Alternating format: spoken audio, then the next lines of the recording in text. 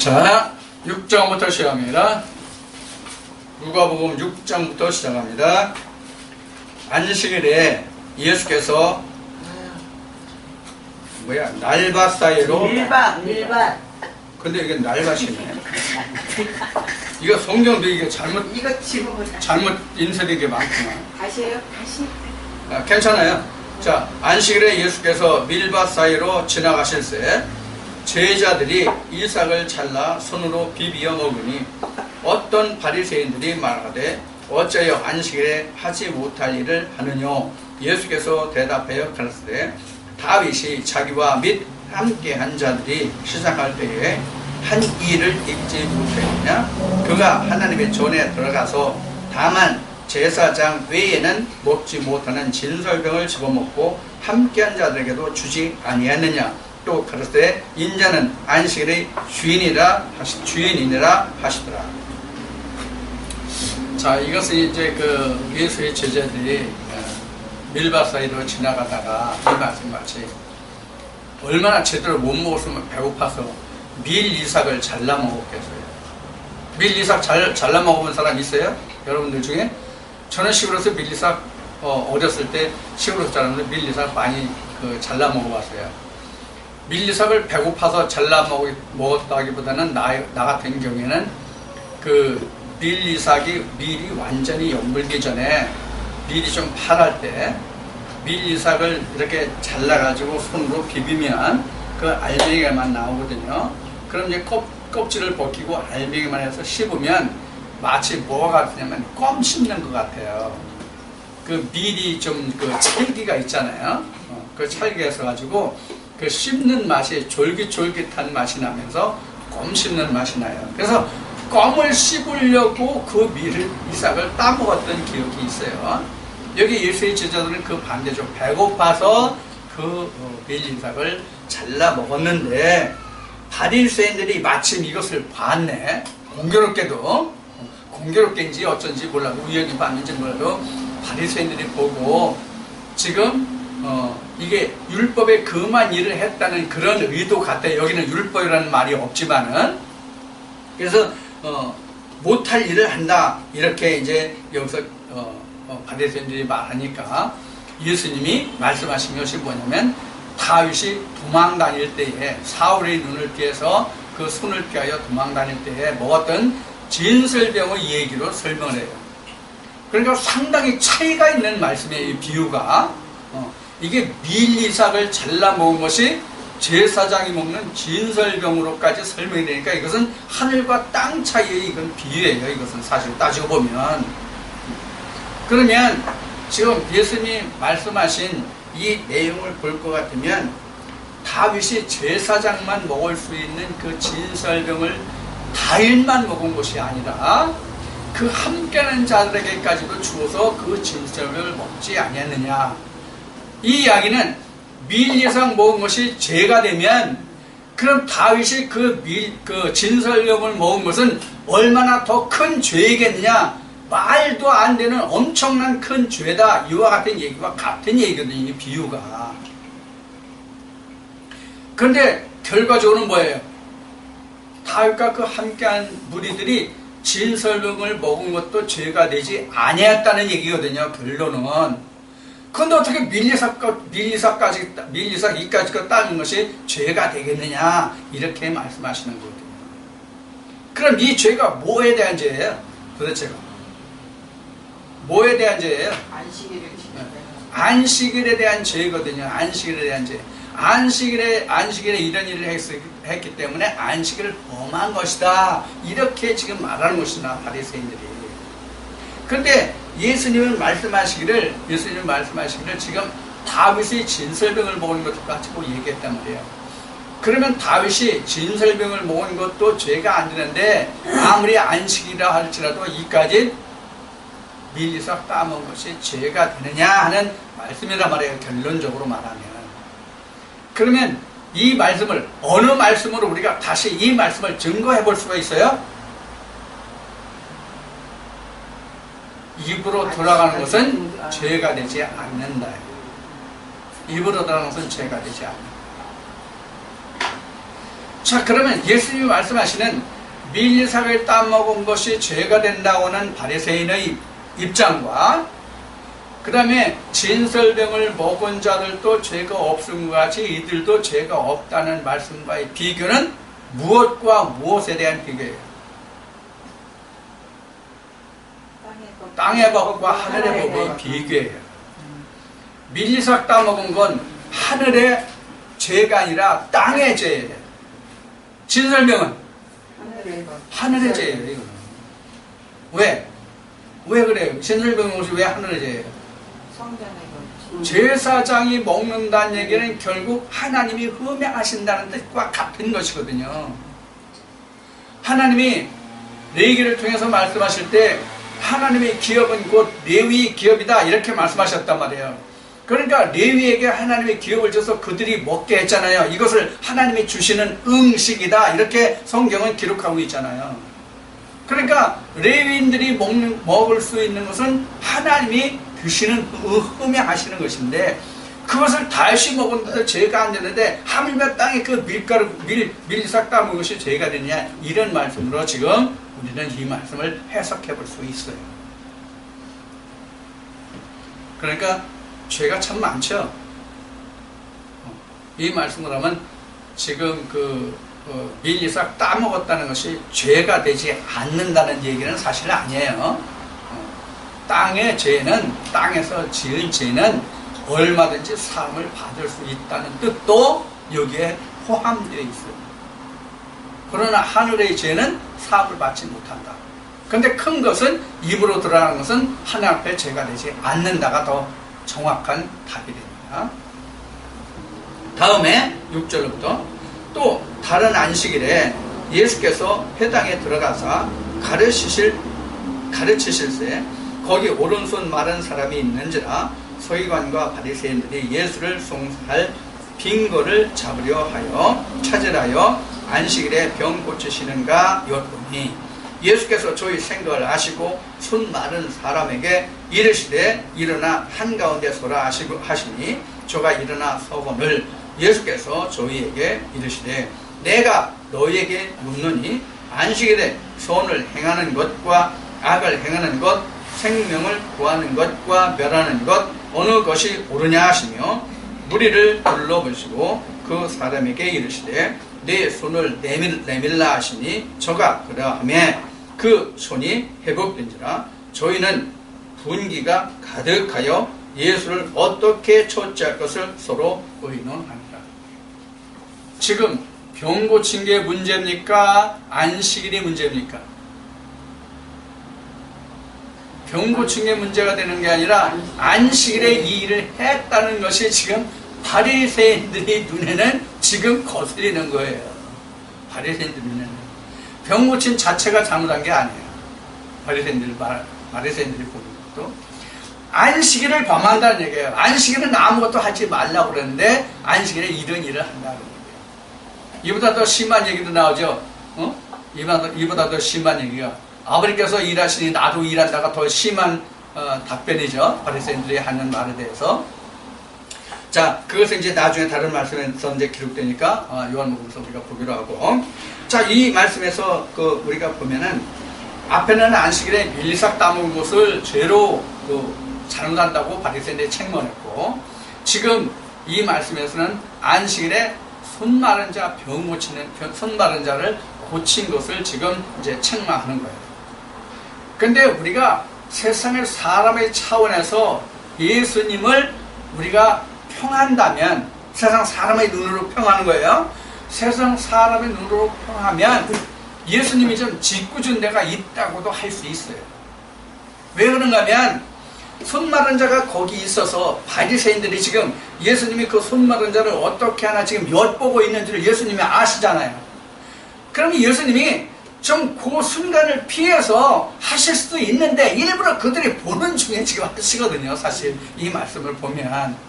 그러면 지금 사람의 차원에서 사람의 생각으로 말하면 예수님이 일부러 그들이 보시는 중에 짓궂게 그 일을 행하신다라고 생각을 해볼 수 있는 거예요.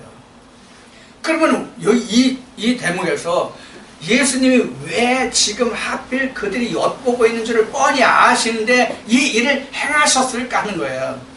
과연 예수님이 지금 제 표현대로 짓궂기 때문에 예수님이 그렇게 하셨을까? 아니라 그래요. 답은. 그럼 뭐냐? 그들로 하여금, 즉 바리새인들로 하여금 하나님의 일이 무엇인지를 알게 하신 거예요. 즉 안식일에 하나님이 원하시는 일이 무엇인가를 알게 하시기를 원하시는 거예요. 안식이 뭡니까? 안식이 뭐가 안식이에요? 우리는 안식하면 이 세상의 모든 일을 마치고 천국에 들어가서 하나님과 함께 쉬는 것을 우리는 안식으로 생각하고 있단 말이에요. 지금 바리새인들도 그런 생각을 하고 있는 거예요. 그러니까 안식일에는 아무것도 안 하고 쉬어야 되는데 왜 너는 이런 일을 하느냐 하는 거죠. 왜 이런 일을 하느냐. 그러니까 안식이라는 개념은 일하지 않고 쉬는 거잖아요. 그런데 예수님은 지금 일하시잖아요. 그러니까 지금 바리새인들은 뭐예요? 저거 자기 자칭 하나님의 아들로 하늘에서 내려왔다는 사람이 지금 좋게 제가 사람이라고 했지만 그때 당시엔 그랬을 거 아니야. 속으로. 겉으로는 어떻게 했는지 모르겠지만 속으로 저거 하늘에서 내려왔다는 하나님의 아들이라고 하나님이 명하신 안식일을 범해? 이런 생각을 했을 거 아닙니까? 사람이면. 이거를 일부러 예수님이 안식일이 이런 것이다 하는 것을 알려주신 것이다 하는 얘기예요. 그럼 우리가 예수님이 하신 일을 통해서 안식일이 뭐가 안식일이에요? 하나님 앞에 가서 먹고 마시고 온전함을 받는 게 안식이에요.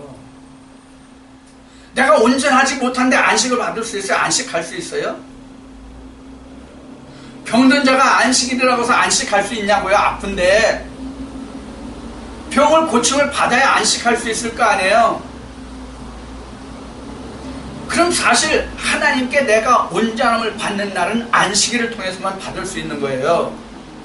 안식일이 아니면 하나님께 내가 온전함을 받을 수가 없는 거예요. 하나님이 그날만 이스라엘 백성들과 함께 하시는 날이자 안식일에.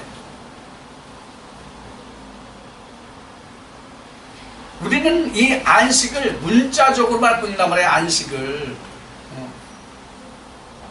문자적으로 보고 이 안식을 생각한단 말이에요. 안식이라는 얘기는 하나님과 함께 먹고 마시고 즐겁게 하며 즐거움을 취하는 거예요. 이게 안식이에요. 그럼 안식은 누가 들어가요? 안식에 들어가는 자가 누구예요? 하나님께 온전함을 받은 자 외에는 하나님 앞에 갈 자가 없잖아요. 그러니까 나음을 받아야 되잖아요. 고침을 받아야 되잖아요. 고침을 받지 않고 어떻게 하나님 안식에 들어가서 하나님 앞에서 먹고 마시냐고요. 그러면 하나님 안식이 뭐예요? 보지 못하는 자는 보게 하고 먹지 못하는 자는 먹게 하고 병든 자는 낫게 하고 이런 것들이 바로 안식에 들어가게 하는 첫째 조건이라는 말이에요.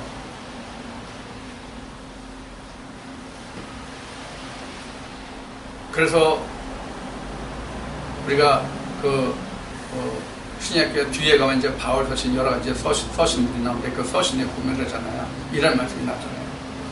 먹을 거 없는 사람들에게 평안하하며 먹고 입고 쓸 것이 없는데 그 자에게 너는 평안하라 평안히 가라면 그가 평안히 가고 평안할 수 있느냐? 이 말을 바꾸어서 손이 말라가지고 오늘날 이 손이 마른 것을 예를 들어서 우리 주막손이라는 얘기죠. 손이 오그라들어가지고 이렇게 된 사람들, 이 사람이 손이 쑤시고 아프고 그런데 이 사람 보고 너 편하라 안전하라 너 안식하라 그러면 이 아픔과 고통에서 그가 매임해서 풀려나야 안식하고 그가 쉴 수 있고 그렇지 그 아픔과 고통 속에서 그가 안식할 수 있냐고요.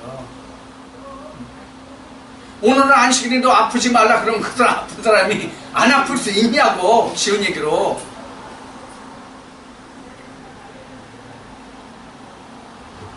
그 병을 고침받고 나음을 받아야 그 사람은 안식할 수 있는 거라고.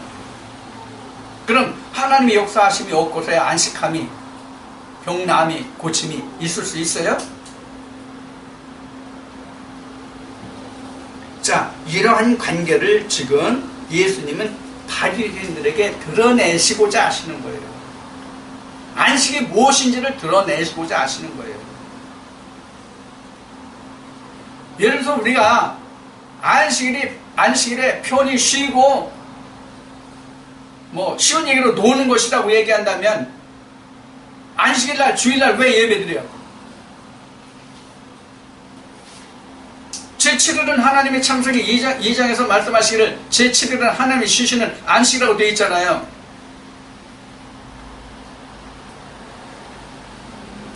하긴 뭐 우리가 지금 지내는 이 주일이 안식일이 아니기 때문에 그런가? 원래 하나님이 정하신 절기로 보면 토요일이 안식일이잖아요. 그럼 우리가 지키는 주일은 안식이 아니기 때문에 그런가? 그러면 사도 바울이 정한 골로새서인가 말씀해보면 이 세상에 너는 월삭과 이런 절기에 대해서 너는 평론하지 못하게 하는 이 세상의 모든 절기는 하늘에 있는 그림자라 그랬어요. 그 그림자 가지고 우리가 안식을 할 수 있어요? 주일을 할 수 있어요? 어느 날이 안식이고 어느 날이 주일입니까? 이거 구분이 있어요? 하늘의 그림자라고 했는데 페북에 보면 그 어느 목사님이 주일과 안식일은 다릅니다. 이렇게 제 글에 대해서 댓글을 단 적이 있어요. 우리는 사실 주일이 안식이래요. 8일이 우리에게는 안식이란 말이에요. 7일이 안식이 아니라 8일이 안식이란 말이에요. 우리 창세기에서 일주일 저기 할 때 말씀을 드렸죠. 7일 안식에 들어간 것은 하나님이지 아담과 하와가 아니란 말이에요. 아담과 하와는 아직 하나님의 형상으로 지어질 하루가 남아있잖아요. 천년과 같은 하루가 남아있잖아요.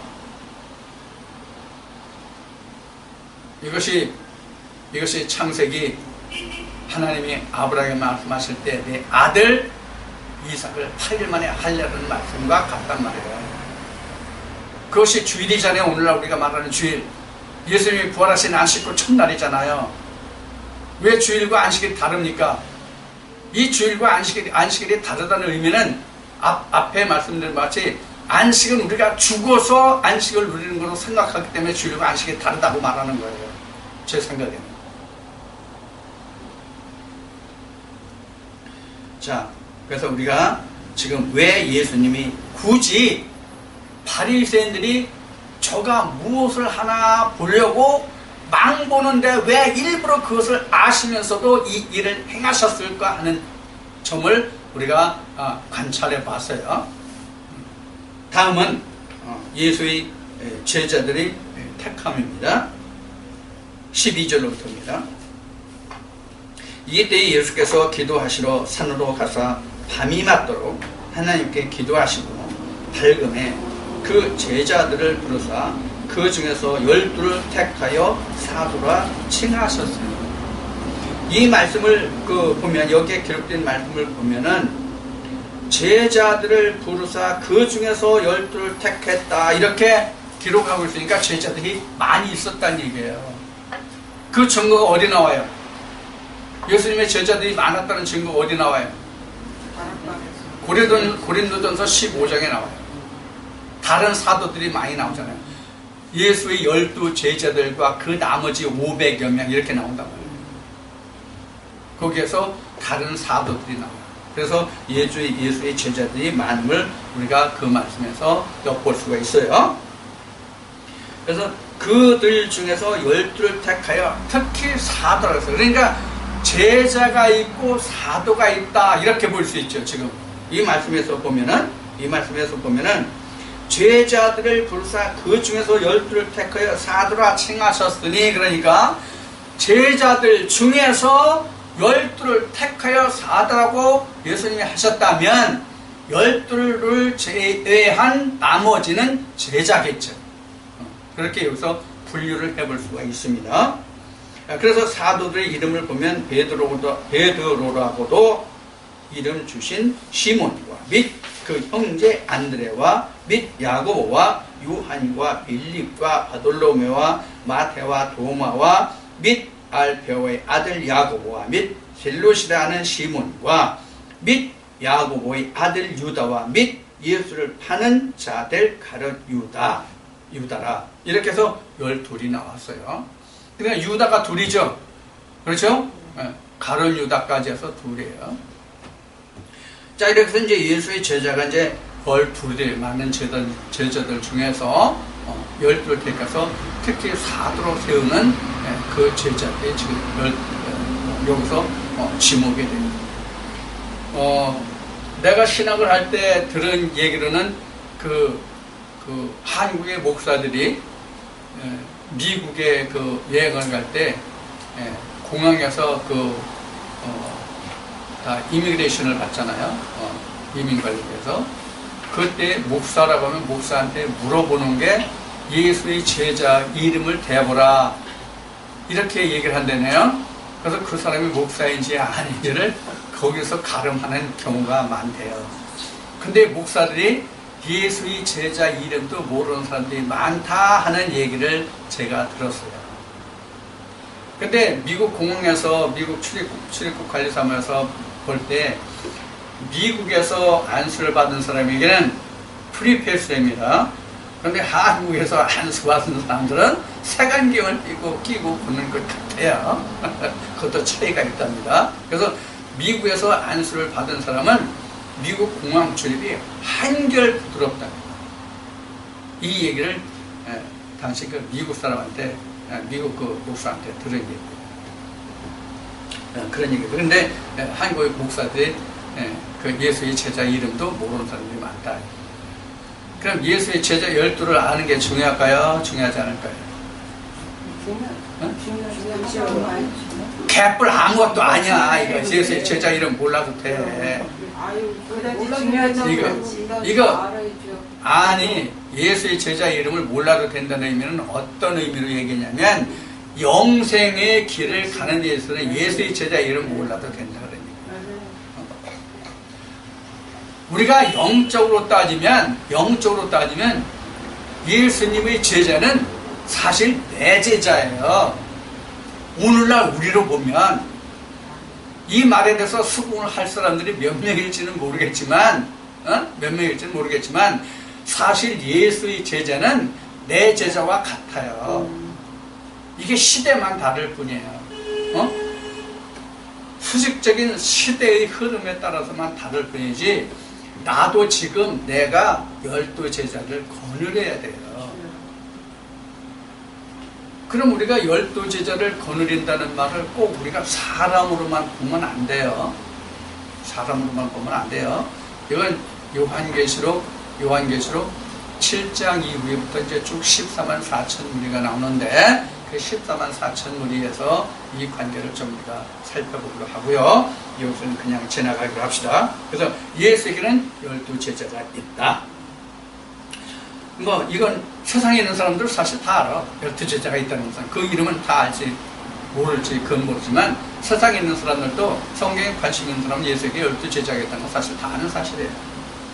자, 그 다음에 17절부터 예수께서 저희와 함께 내려오사 평지에 서시니 그 제자와 허다한 무리와 또 예수의 말씀도 듣고 병고침을 얻으려고 유대 사방과 예루살렘과 및 두로와 시돈의 해안으로부터 온 많은 백성도 있더라. 더러운 귀신에게 고난을 받는 자들도 고침을 얻은지라 온 무리가 예수를 만지려고 힘쓰니 이는 능력이 예수께로 나서 모든 사람을 낫게 합니다. 자, 우리가 영적인 병은 예수 그리스도에 인해서 나음을 받지 않을 병이 그 아무것도 없습니다. 다시 말씀드립니다. 영적인 병은 예수 그리스도로 인해서 나음을 받지 않을 그 어떤 병도 없습니다.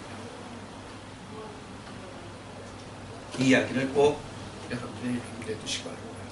우리가 그래서 이제 요한복음에 와서 이제 병고침의 말씀을 이제 다른 각도에서 증명을 해보겠지만은 예수님이 우리는 육신적인 질병을 고치신 것으로만 알고 있는 사람들이 많거든요. 근데 육신의 질병을 고치신 것으로만 알고 있는 사람들이 굉장히 많은데 육신의 병이 아니라 영적인 병을 고치셨다 하는 것을 우리가 요한복음에 가면 알 수 있는 대목들이 나와요. 그래서 그 말씀에 가서 이 말씀도 우리가 다시 보겠습니다. 병 고치며. 그래서 그 지금 심지어 어디 사람들까지 왔어요? 도론과 시돈의 그 해변에서부터 지금 왔어요. 지금 여기서 지금 중심 장소가 어디라고 보여져요? 예수님 지금 사역하시는 장소가 어디라고 보여져요? 갈릴리 땅이라고 우리가 갈릴리라고 우리가 할 수 있어요. 왜 그런가 하면 거기 보면은 에루살렘에서도 왔잖아요. 에루살렘. 그러니까 에루살렘은 아니에요, 어쨌든. 그렇죠? 그래서 에루살렘은 아니면 지금 예수님의 앞에 말씀에 어디였어요? 갈릴리 나사렛 동네였잖아요. 갈릴리 동네였잖아요. 그러니까 갈릴리에서 지금 사역하고 계시다. 이 동네 저 동네로 다니면서 사역하고 계시다. 이렇게 볼 수가 있어요. 또 앞에 제자들 택했다는 말씀이 나오잖아요. 사도들. 그 사도를 택한 내가 바로 앞에 말씀하신 같이 시몬 베드로가 그 배를 타고 고기를 잡을 때 예수님의 배에서 서서 말씀하시고 거기서 베드로를 택하는 과정이 나왔었죠. 그러니까 지금 이곳이 바로 그 갈릴리 지방이다 하는 것을 우리가 읽어볼 수 있겠죠. 그 다음에 20절로부터 예수께서 눈을 들어 제자들을 보시고 가라사대 가난한 자는 복이 있나니 하나님의 나라가 너희 것이며 이제 줄인 자는 복이 있나니 너희가 배부름을 얻을 것이며 우리는 이제 우는 자는 복이 있나니 너희가 웃을 것이며 인자를 인하여 사람들이 너희를 미워하며 멀리하고 욕하고 너희 이름을 악하다 하여 버릴 때에는 너희에게 복이 있도다. 그날에 기뻐하고 뛰놀라 하늘에서 너희 상이 큼이라. 저희 조상들이 선지자들에게 이와 같이 하였느니라. 그러나 와 있을진저 너희 부유한 자여 너희는 너희의 위로를 이미 받았도다. 와 있을진저 너희 이제 배부른 자여 너희는 주리리로다. 와 있을진저 너희 이제 웃는 자여 너희가 애통하며 울리로다. 모든 사람이 너희를 칭찬하면 화가 있도다. 저희 조상들이 거짓 선자들에게 이와 같이 하였느니라. 자, 지금 20절로부터 26절까지의 말씀을 지금 우리가 봤어요. 그러면 이 말씀은 어느 말씀과 같은 말씀입니까? 복음서 중에 앞에 마태, 마가, 복음 마태복음 어디? 5장 산상수훈 말씀이에요. 산상수훈에 해당하는 말씀이에요. 그런데 산상수훈 마태복음 5장과는 좀 많이 지금 내용이 틀린 내용으로 지금 기록이 되어 있죠. 특히 틀린 부분이 뒤에 보면 그 바리새인들에 관한 내용이 거짓 선지자들에 관한 내용이 여기 지금 들어있어요. 또 이 말씀이 마태복음 5장으로는 좀 상이한 부분이라고 할 수가 있습니다. 그러나 주님께서 피력하시고자 하는 말씀하시고자 하는 그 내용은 사실 대동소이합니다.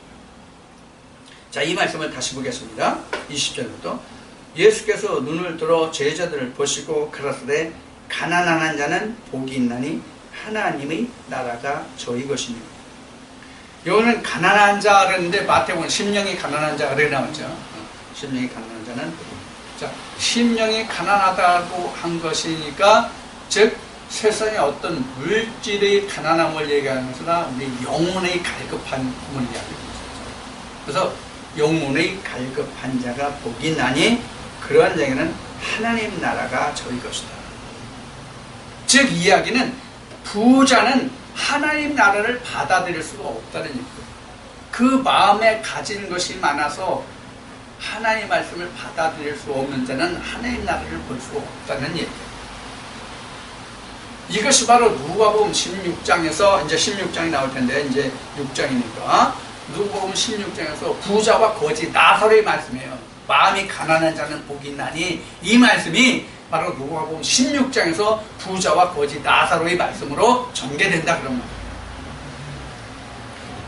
자, 그래서 그래서 가난한 자는 복이 있나니 하나님의 나라가 저희 것이며, 가난한 자에게, 심령이 가난한 자에게 하나님 나라가 임한다는 얘기고, 21절에 보면 이제 줄인 자는 복이 있나니 너희가 배부를 것이며, 이제는 여기서 줄인 자, 뭐에 대해서 줄인 자예요?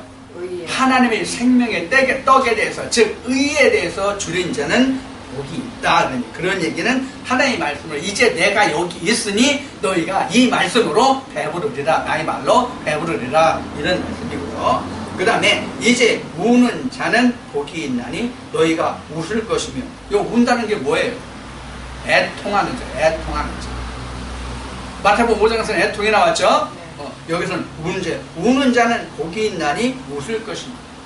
자, 애통은 무엇을 인해서 애통하는 거예요? 하늘나라를 인해서, 하나님 나라를 인해서, 그 의를 인해서 애통하는 자는 복이 있나니, 그 말씀과 같은 말씀이에요. 그래서 이제 우는 자는 복이 있나니 너희가 웃을 것입니다.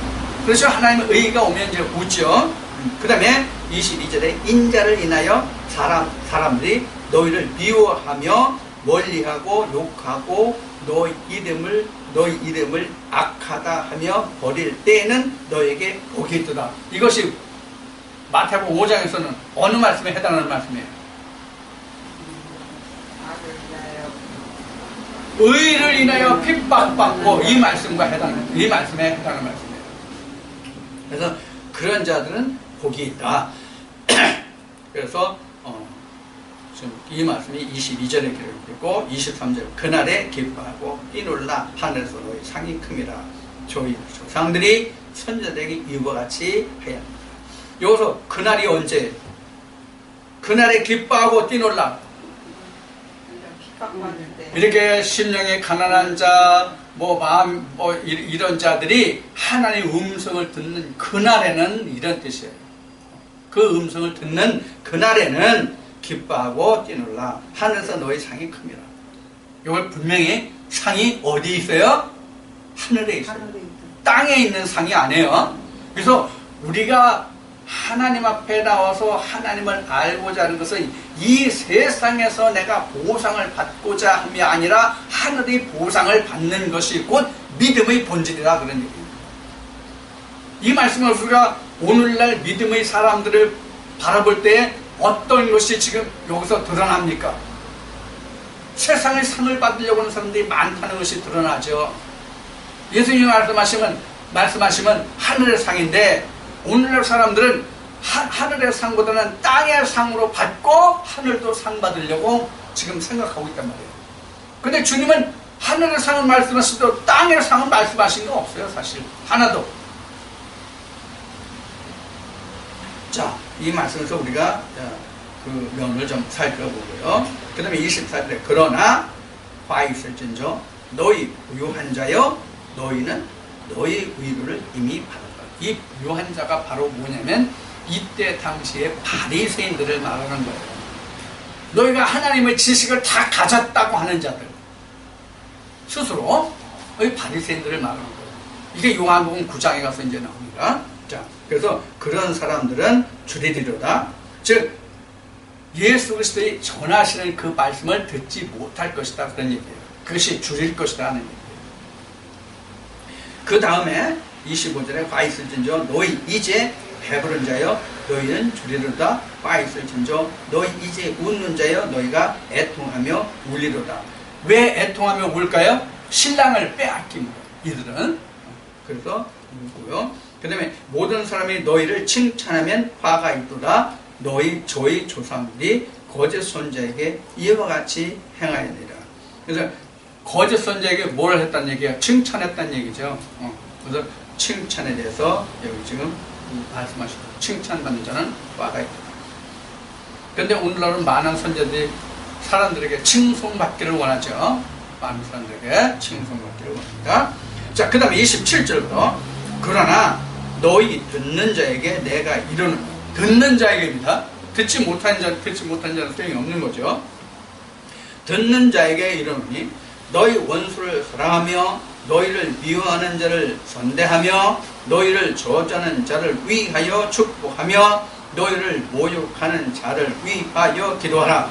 네 이 뺨을 치는 자에게 저 뺨도 돌려대며 네 겉옷을 빼앗는 자에게 속옷도 금하지 말라. 무릇 내게 구하는 자에게 주며 네 것을 가져가는 자에게 다시 달라 하지 말며 남에게 대접받고자 하는 대로 너희도 남을 대접하라. 너희가 만일 너희를 사랑하는 자를 사랑하면 칭찬받을 것이 무엇이뇨? 죄인들도 사랑하는 자를 사랑하느니라. 너희가 만일 선대하는 자를 선대하면 칭찬받을 것이 무엇이뇨? 죄인들도 이렇게 하느니라. 너희가 받기를 바라고 사람들에게 빌리면 칭찬받을 것이 무엇이뇨? 죄인들도 의수히 받고자 하며 죄인에게 빌리느니라. 오직 너희는 원수를 사랑하고 선대하며 아무것도 바라지 말고 빌리라. 그리하면 너희 상이 클 것이요 또 지극히 높으신 이 아들이 되리니 그는 은혜를 모르는 자와 악한 자에게도 인자로우시니라. 너희 아버지의 인자하심 같이 너희도 자비하라. 비판치 말라. 그리하면 너희가 비판을 받지 않을 것이요 정죄하지 말라. 그리하면 너희가 정죄를 받지 아니할 것이요 용서하라. 그리하면 너희가 용서를 받을 것이요 주라. 그리하면 너희에게 줄 것이니 곧 후히 되어 누르고 흔들어 넘치도록 하여 너희에게 안겨주리라. 너희의 헤아리는 그 헤아림으로 너희도 헤아림을 도로 받을 것이니라. 이 말씀이 오늘 그 믿음의 사회에서 굉장히 뭐라 그럴까 좀 남용된다고 할까 그런 부분. 예수님이 분명히 여기서 용서하라, 포용하라, 네가 뭐 빌리면 모든 것을 후히 주고 그것을 다시 받을 줄 생각지 말라, 원수를 사랑하라, 이런 말씀으로 여기 지금 기록되어 있잖아요. 이 말씀의 그 단편만 보고 비판하지 말라, 사랑하라, 용서하라, 포용하라, 또 후에 쓸 것을 주라, 빌리면 뭐 받을 줄로 생각하지 마라, 우리가 이렇게 말을 하고 있지만 실제로 이 말씀은 이렇게 단편적인 말씀으로 우리에게 지금 들려주시는 말씀이 아닐 뿐만 아니라 당시에도 그런 말씀으로 들리신 말씀이 아니에요. 이 말씀은 뭐냐면 이런 얘기예요. 하늘의 것을 구하는 자에게 내가 무조건 주어라 하는 얘기예요. 그가 틀렸다고 비판하지 말고 그가 아니라고 하지 말고 그를 받아들인다고. 우리는 이런 면을 이 말씀에서 좀 살펴볼 수 있어요. 성경은 무조건이 없어요. 성경은 반드시 조건부예요. 성경보다 조건부인 말씀이 나는 이 세상에는 없는 것 같아요. 성경은 모두가 조건부예요. 지금 예수님이 여기서 말씀하신 이 내용도 하나님의 것을 구하고 하나님을 찾는 그들에게 그들이 틀렸다 할지라도 잘못됐다 할지라도 그들을 비판하고 판단하지 말고 그들에게 후히 주라는 얘기예요. 그러면 하늘의 상급이 크다는 얘기예요. 하늘에서 받을 것이 크다 이렇게 말씀하셨잖아요. 이 말씀의 그 내용을 보면 그럼 우리가 세상으로 준 것은 세상에서 갚고 세상에서 받아야지 하나님이 그것을 갚아주시냐고요. 예를 들어서 내가 누구한테 돈을 빌려줬어요. 그럼 그 사람 대신 하나님이 갚아주십니까?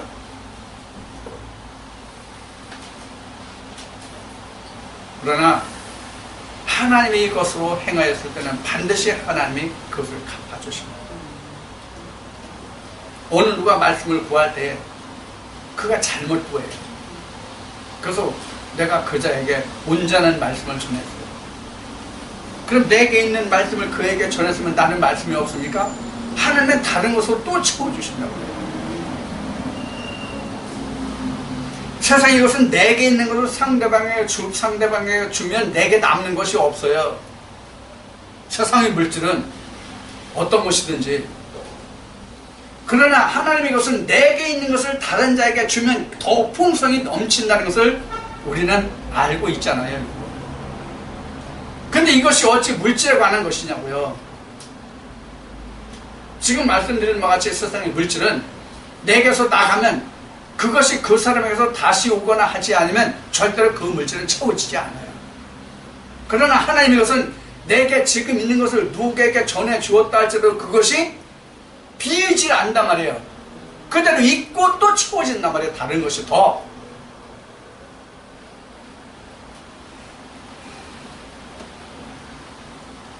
그래서 우리가 비판하고 판단, 이 말씀이었는데 이 비판하고 판단에 대해서는 우리가 여기서 다 말하면 이해가 잘 안 될 거니까 이 말씀에 관해서는 바울 서신 가서 로마서 말씀에 특히 이제 이런 말씀이 많이 나오는데 그런 말씀들에 가서 이 말씀 비판이나 판단이나 이런 말씀은 거기 가서 우리가 다시 알아보려 해요. 주님도 말씀하셨지만.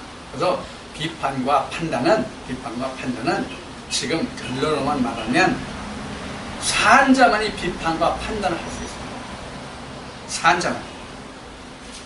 산자가 아니면 비판과 판단을 할 수 없습니다.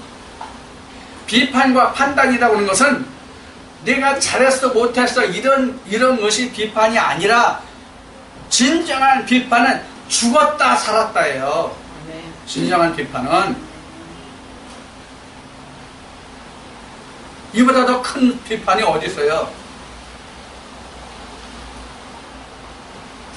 그래서 이것은 지금 말씀드린 것과 같이 우리가 로마서 말씀이나 다른 바울 서신에 이 말씀이 여러 군데 나와 있거든요. 비판과 판단에 대해서는 그때 다시 하려고 말씀의 복음서에서는 또 나오는 그 말씀대로 그 말씀에 준하는 말씀으로 우리가 하겠습니다. 그 다음에 39절로부터 또 비유로 말씀하시되 소경이 소경을 인도할 수 있느냐? 둘이 다 구덩이에 빠지지 아니하겠느냐? 제자가 그 선생보다 높지 못하나 무릇 온전케 된 자는 그 선생과 같으리라. 어찌하여 형제의 눈에 있는 티는 보고 네 눈에 있는 들보는 깨닫지 못하느냐? 너는 네 눈 속에 있는 들보를 보지 못하면서 어찌하여 형제에게 말하기를 형제여 나로 내 눈 속에 있는 티를 빼게 하라 할 수 있느냐? 외식하는 자여 먼저 내 눈 속에서 들보를 빼어라. 그 후에야 내가 밝히 보고 형제의 눈 속에 있는 티를 빼리라. 못하면 못된 열매 맺는 좋은 나무가 없고 또 좋은 열매 맺는 못된 나무가 없느니라. 나무는 각각 그 열매가 많으니 가시나무에서 무화과를 또는 찔레에서 포도를 따지 못하느니라. 선한 사람은 마음의 쌓은 손에서 손을 내고 악한 자는 그 쌓은 악에서 악을 내느니 이는 마음의 가득한 것을 입으로 말함이니라. 그래서 입으로 돌아가는 것이 죄가 아니라 입에서 나오는 것이 죄라고 말씀을 하신 것이죠. 그래서 앞에 말씀을 드렸듯이 이 말씀의 판단이라고 하는 것은 지금 눈에 있는 티를 가지고 지금 예수님께서 말씀하신 바 같이 내가 온전함을 받지 아니한 자는 판단할 수가 없다는 얘기예요. 이 말씀에서 나온 것 같이. 아니 자기 눈에는 들보가 있고 상대방의 눈에는 티끌이 있는데 아니 들보 있는 사람이 티를 빼려고 하면 됩니까?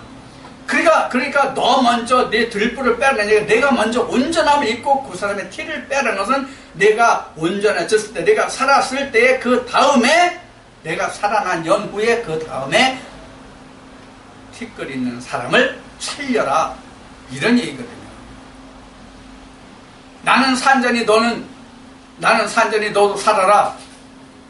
내 눈에 들보가 있는데 자기는 산자라고 얘기하면 이 말이 옳겠느냐? 이 말씀과 같잖아요. 그래서 지금 주님께서 예를 들어 말씀하신 이 말씀이 마태복음으로 말하면 7장에 이 말씀이 기록되어 있죠. 내 눈에 들보를 빼라 하는 말씀이 마태복음 7장에 기록되어 있습니다. 여기는 이제 6장에 이제 같이 기록되어 있는데 그래서 같은 산상수훈이라고 할지라도 마태복음에서는 5장에서부터 7장에 이르기까지 3개 장에 걸쳐서 산상수훈이 베풀어지고 있는 반면 그러니까 마태는 그러니까 산상수훈을 굉장히 비중 있게 다뤘다는 의미가 되겠죠. 그런데 이제 누가는 산상수훈을 상당히 간단 영역에 지금 다루고 있다는 것을 우리가 이 말씀에서 볼 수가 있습니다. 그러나 그 의미는 같다고 하죠. 의미는 같습니다. 그래서 우리는 하나님 앞에 나와서 누구를 먼저 비판하고 판단하는 것이 아니라 자기 눈에 있는 불법을 먼저 빼내는 것. 즉 다시 이야기하면 자기 안에 있는 악을 먼저 제하여 내는 것에 있다. 그 얘기예요. 자기 안에 있는 악을 먼저 제하여 내는 데 있고 자기에게 있는 그 악을 다 제하게 되면 그런 연후에 상대방에 대해서 너는 말하라. 그 얘기예요. 그래서 앞에 비평과 판단과 모든 것이 세상을 두고 하는 이야기가 아니라 영적인 것을 이야기한다고 말씀드린 것이 바로 그런 내용입니다. 그래서 앞에도 말씀드렸죠. 산자만이 비평하고 판단할 수 있다. 산자만이. 그래서 이 말씀에서 보면 들보가 빠진 자, 들보를 내음을 받은 자만이 판단할 수 있다. 그것을 우리가 이 말씀에서 볼 수가 있습니다. 그래서 이제 뒤에는 그 이제 나무 열매로 또 설명을 하고 계시죠. 나무 열매로.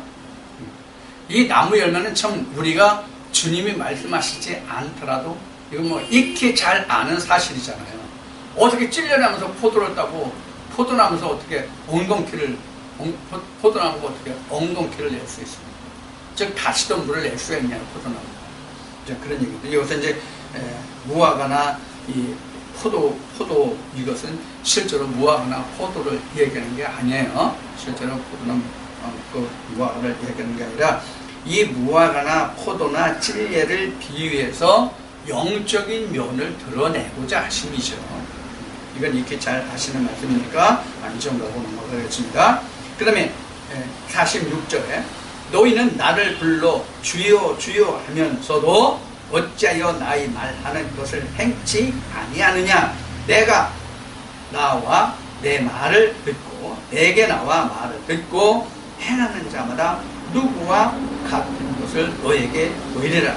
집을 짓되 깊이 파고 주초를 반석 위에 놓은 사람과 같으니 큰 물이 나서 탕류가 그 집에 부딪히되 잘 지은 연고로 능히 요동케 못하였거니와 듣고 행치 아니하는 자는 주초 없이 흙 위에 지은 사람과 같으니 탕류가 부딪힘에 집이 곧 무너져 파괴됨이 심하니라 하십니다. 여기 지금 그 주님의 말씀을 듣고 행하는 자와 행치 아니하는 자 이에 대해서 말씀하시는데 이것을 집을 지은 자로 지금 비유해서 말씀하고 계세요. 집을 지은 자로 비유해서 말씀하시는데 여기는 지금 주님의 말씀을 듣고 잘 지켜 행하는 자는 그 주초를 반석 위에 놓은 자고 그렇지 아니한 자는 여기는 뭐 주초 없이 흙 위에 집을 지은 자다. 이렇게 이제 주님이 설명을 하고 계시네요. 자, 사실 세상에 집 짓는 사람이 주초들 놓지 않고 집을 짓는 사람이 있습니까? 이게 믿음에서만 이런 사람이 있단 말이에요. 믿음에서만 이런 일이 생긴단 말이에요. 그런데 사실 주님은 이렇게 말씀하고 계시지만 2000년 전이나 지금이나 주초돌 위에 믿음을 세우지 아니한 사람이 단 한 사람이도 있었느냐 하는 것을 우리가 생각해 봐야 돼요. 그럼 이것은 무엇을 말하느냐 하면 나는 주초돌 위에 내가 집을 지었다고 생각하는데 하나님은 주초돌 위에 집을 세우지 않았다고 말씀하시는 거네요. 너는 흙 위에 주초돌 없이 집을 세웠다고 말씀하시는 거잖아요. 이 말씀을 비교해서 보면. 그런데 2000년에 특히 내가 주초 위에 집을 세웠다고 한 사람들이 누구였어요? 바리새인들이었잖아요. 우리가 이 점을 오늘날도 살펴보지 않으면 안 된다는 얘기예요. 내가 진짜 주님이 말씀하시는 주초돌 위에 집을 세우고 있느냐, 아니면 흙 위에 주초돌 없이 내가 반석 위에 집을 짓고 있다고 생각하고 내가 집을 짓고 있느냐. 이 집이라는 것은 뭘 의미해요? 천국을 의미하잖아요. 천국을 의미하고 있는 거라면 이 주초돌 위에 집을 지었다는 얘기는 천국을 지은 집이며, 지금 흙 위에 주초돌 없이 집을 세웠다는 얘기는 뭘 얘기하는 거예요? 세상에 있는 집, 자기 생각대로 집을 지었다는 얘기잖아요. 어찌 그것이 천국에 해당하겠느냐? 그런 얘기와 같은 말씀이라고 그래요. 그래서 우리가 성경을 볼 때 늘 우리는 성경을 옛날에 과거에 있었던 일이지만 그 말씀을 비추어서 지금 나는 어떠한가를 볼 수 있는 지금의 말씀이 되어야 된다고 항상 여러분들에게 강조해 드리는 거예요. 옛날에 있었던 일이 지금 우리에게 있는 일이잖아요. 지금의 일이잖아요. 결국은 이게 옛날에 있었던 일이 아니라. 그러면 오늘날은 그런 바리새인들이 없어요? 오늘날도 바리새인이 있단 말이에요. 오늘날도 바리새인들이 있다 그런 얘기예요. 바리새인들이 있어야 이 성경이 응하잖아요. 바리새인들이 없으면 이 성경이 응할 말씀이 있어요? 이거 다 바리새인들과 지금 주위 백성들과의 그 두 관계를 놓고 주님이 말씀하시는 거잖아요. 지금 주님이 말씀하시는 그 대상 바리새인이 없다면 말씀이 전혀 바뀌어져야 돼요. 이 말씀이. 자, 이런 관점에서 본다면 성경은 역사가 아니라 지금 내게 하시는 말씀이라는 것이 이에서 드러난단 말이에요. 여기서. 그런데 우리가 옛날에 있었던 일로 치부하는 사람들이 상당히 많단 말이에요. 특히 창세기, 출애굽, 구약시대 때 있었던 그 일들은 모두가 과거에 있었던 일, 그리고 우리가 앞으로 되어질 일은 요한계시록에 나머진 그 일, 이 정도만 우리가 생각하는 사람들이 너무나도 많단 말이에요. 그러나 지금 이 말씀에서 보면 바로 무엇 위에 집을 짓느냐라는 것을 놓고 본다면 지금도 그때와 똑같다. 이 생각을 우리가 반드시 해야 우리가 산자의 역사 속에 들어갈 수 있다는 것을 반드시 기억할 수 있습니다. 자, 또 여기까지 하고 지금 6장까지 마치고 잠시 쉬었다가 7장부터 다시 시작하겠습니다.